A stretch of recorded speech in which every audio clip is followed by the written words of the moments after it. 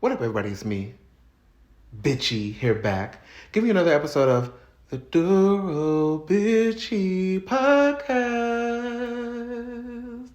Okay?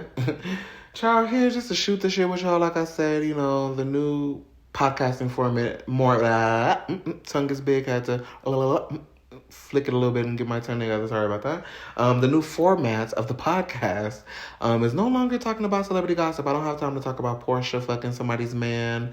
I don't have time to talk about Khloe Kardashian still with Tristan after he cheated again. I don't got time to talk about Gorilla Glue. I ain't got time to talk about child, I ain't got time to talk about nothing, child. I ain't got time to talk about Donald Trump and shit he going through, Rudy Giuliani getting raided.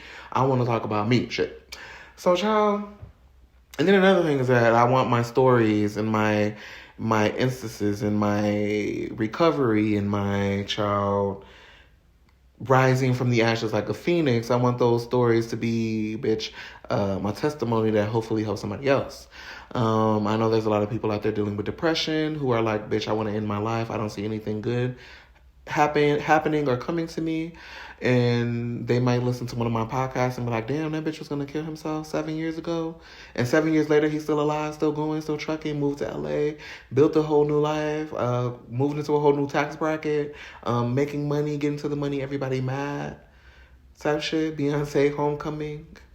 I've been getting to the money, okay?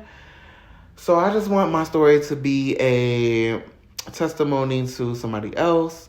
I want them to, bitch, hopefully hear a story and be like, I'm gonna go his route. I'm gonna try something new. Maybe I've been wanting to move to a new state. Maybe I've been wanting to quit my job and get another job. Maybe I've been wanting to do something that I've always been scared to do, and it took me seeing somebody else doing it to finally push me off the ledge as well. So, child, on today's episode, I'm probably going to talk about some random shit, but hopefully it resonates with somebody. And if not, oh well, you just sip on some good tea for about 10 or 15 minutes. So the first thing I want to talk about is insecurities. And I had a really big fight with insecurities this week. I keep thinking this is a weekend the way that I partied with the Grammy family this week. Shout out Cooper, shout out Barnsey, shout out Savasia, and shout out Kaylee. I had to think Kayle and Nichols inside her because that was just so funny this weekend. Kaylee, she was so cool and she reminded me of this girl from Bad Girls Club. I ain't gonna say which one because I don't want to offend her, but she just reminded me of a bad bitch from Bad Girls Club. But I had so much fun with them. We went to the pool at the Venetian, my first time going to a pool at one of these resorts here in Vegas. And I have body negativity. I'm not body positive, I'm body negative, bitch. To myself. I don't talk about other people's bodies because I am a fat person who deals with low self-esteem, so why would I talk about somebody else? Do you if you want to take your shirt off. With me, I have a fear of taking my shirt off, going to the pool, going to the beach, doing anything like that.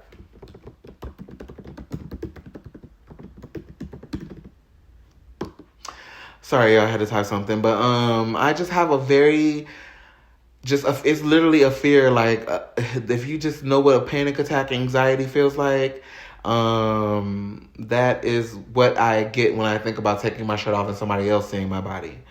So shout out to Barnsey for being somebody who just knows how to break shit down in a very nice, positive, sweet way. Like, I've had friends in my life who, because I'm depressed or because I deal with depression and anxiety, are assholes in the way that they treat, react, respond, or just read anything to the way that I deal with anything, bitch. If I deal with something the way I deal with it, they may get offended by it or annoyed by it and not want to be friends anymore or stay away from me because I'm depressed or because they think that, oh, he's going to be sad about this or be sad about that. No, that's bullshit and that's asshole type behavior. And that's why I don't care that I'm not around those people and that I care that I only have 4 to 5 friends, and we'll get to that later. But Barnsey is just somebody who knows how to break shit down to people in a very sweet and loving way. And he was just telling me, like, bitch, nobody is judging you. None of us here is Michael B. Jordan. None of us here is Michael B. Jordan in Black Panther with the sickening 6-pack with all of the spice on their fucking body. Like, don't torture yourself that way. Like, I would rather see you comfortable with yourself than torture yourself like that type shit. And he was right. And I'm like, I already know that it's something that's inside me. It's like nobody else is calling me a fat bitch. That's me saying that about myself. Nobody else is. Sorry, y'all still have to text. Nobody else is saying that I'm a fat ass pig. That's me saying it about myself. So he's right, and that's something I already knew, and I just was able to kind of like in that moment go ahead and just live, bitch. I had my drinks by the pool, shirtless, in that pool, getting my life, not giving a fuck who was looking at me. Still had that little bit of like anxiousness, nervousness, but it was once I was in the pool having fun, chatting, talking, drinking our drinks, like I didn't think about it anymore. So shout out to him for doing that for me. Like that's something that I really appreciate him for as one of my friends, my only friends in life right now. And when I say only friends, I have two separate categories that I put friends in right now. And that is the active friends and the inactive friends. The inactive friends are people who we don't talk all the time. We don't text all the time. But when we do get together, bitch, it's on and popping. It's up and it's stuck. Okay, Big Bad. Busting out the Bentley Bentayga, man. Balenciaga, Barty back and all you bitches fucked. It's up. But we just don't have that kind of communication. We don't text each other weekly, monthly type shit. And we don't get together at all. Or not at all, but just not often. But when we do, like I said, it's up. My active friends are the people who I text and talk to them on a daily and weekly basis. I hop on FaceTime calls with them when we need to hop on a FaceTime call about something. We meet up and make plans to chat and hang out and still be present in each other's lives before the pandemic, during it, after it, whatever. That's what I consider active friends, and I only have Landon. I text and talk to Landon every day. I text and talk to Jakari, Barnesy, Amanda, and Savasia on a weekly basis, and we see each other when we can, and we still kind of have fun and still have been doing that. If I wasn't in LA, if I wasn't in Vegas right now, we would be together probably on a weekly basis, having some type of interaction with each other. So yeah, five active friends is what I have right now. Everybody else, if we talk, we keep up with each other on Facebook. We keep up with each other on IG and Twitter, through messaging every now and then, but it's not a weekly, daily type shit. It's, that's how I categorize my friends right now. And I'm happy with the 5 friends that I have right now.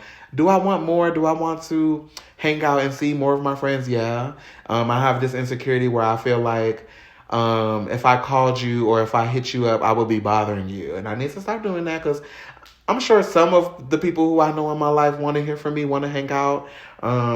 Maybe you feel like you need an invite to come see me in Vegas or to come hang out with me in LA. I don't see why you wouldn't think that you need an invite. If I'm doing something, I'm the type of person, I'm always inviting people. I'm always putting shit on IG like, y'all, I'm going to the swap meet today if anybody want to go. Y'all are renting a car from Get Around this weekend. Anybody want me to pull up? Y'all, I'm cooking this weekend if anybody want to pull up and get a plate. Like, I'm always doing that. It gets kind of tiring always doing that. So when people are like, oh, the phone works both ways, or like, things work both ways. Okay, bitch, well, I'm on my way, doing what I need to do on my side on my way. So if the phone works both ways, then it's you who needs to get your shit together, because I'm always inviting people to do shit. I'm always making plans to do shit that involves everybody. It's not invite only. If it was, I wouldn't put it on IG for everybody to see my story and look past it. So I don't know if it's an insecurity or if it's truth, but like I said, I feel like if I hit y'all up, I would be bothering y'all. Y'all look at the stories and see me inviting y'all to do shit and don't answer. So in my mind, the people who are answering, which are the 5 active friends that I mentioned, are the people who I'm going to just keep fucking with, because that's what's working for me. Everybody else, I love everybody. I don't dislike anybody, but I just don't have time to chase nobody. I'm going to throw an invite out there. If you want to come, let's do it. If you see me say anybody want to come visit Vegas, I'm talking to you. Like, anybody who's able to see the story can answer the story and respond and come. So I'm going to stop being so hard on myself. That's one of the things that thing with Barnesy helped me to realize. Like, I just need to stop being so hard on myself, because I'm doing shit right. Do I make mistakes along the way? Yeah. Do I need to learn how to communicate a little bit more directly? Yeah, I think with me and Nehemiah, I could have done that. I could have just went to him and be like, sis, what's wrong? It seems like one minute we're out having these like amazing nights, and then the next minute you seem like you're like really distant. Like, I could have just came to him and said that, and that's what I should have did, but I didn't. So, yeah, I'm just gonna start being less hard on myself, and I'm gonna be more real with everybody else. Shit, because I don't really have anything to hide. I'm bald. My edges are gone. I don't have anything to hide. So, yeah. So next topic I want to talk about is, I just want to let everybody know, and this is like a PSA to all of my friends here in LA, specifically everybody from Uber. I don't like Brendan anymore, y'all. I'm actually trying to forget that forget that moment in time of knowing him. And I've gone over this a couple of times over in the podcast and on the show, on the YouTube show. Without saying names, this is the first time I go ahead and say the name. But yeah, it's not something that's good for me. It's not something that's healthy for me. It's not something that will make me want to live. Let's just say that. And yes, it's gotten that bad. I don't necessarily have to go into detail. If you want to know the details, just go back and watch those YouTube videos, bitch. I've been, saying it out there a little bit. But yeah, it's not something that's good for me. It's something that out of sight, out of mind works a lot better for me. Forgetting that moment in time and moving on to another. Like I said, I've liked niggas for 32 years. I'm in the third decade of liking niggas.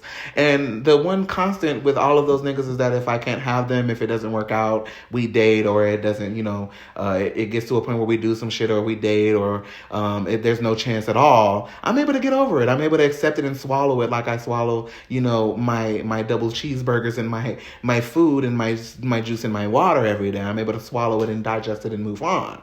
Have a bowel movement and move on. But with this one, I just haven't been able to. And it's like the smallest thing can trigger like the ultimate sadness in me. And I don't want that. I feel like I've been doing good. Like I'm living in my oasis. I'm here. I'm learning to like myself more. I'm focusing on my little weight loss as I'm doing it, month by month, day by day. I'm just trying to focus on D.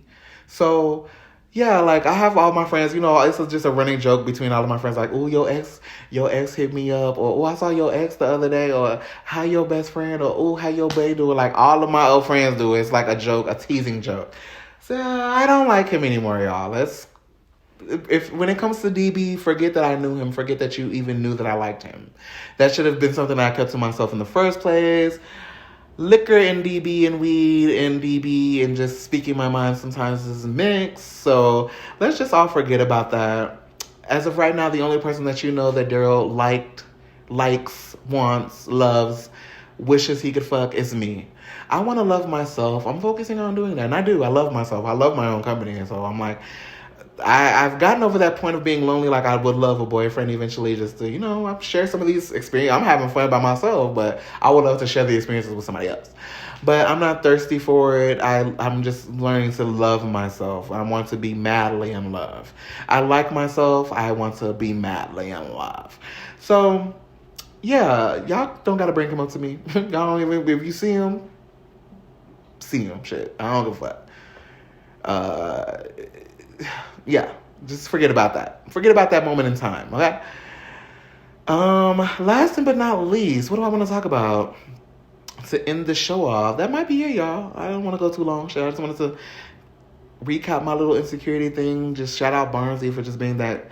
He's just the greatest person that I know, and I'm happy that God brought him into my life. I hope that I never do anything to fuck up our friendship. I don't think I will. We're two comedy guys. Like, we like to laugh and just have a good time. So I just appreciate him for being that and just being a good friend and being somebody who's understanding, and he doesn't judge me. If he does talk about me to other people, I'll never find out about it. So I appreciate that about him, and I just hope that more people can be that way.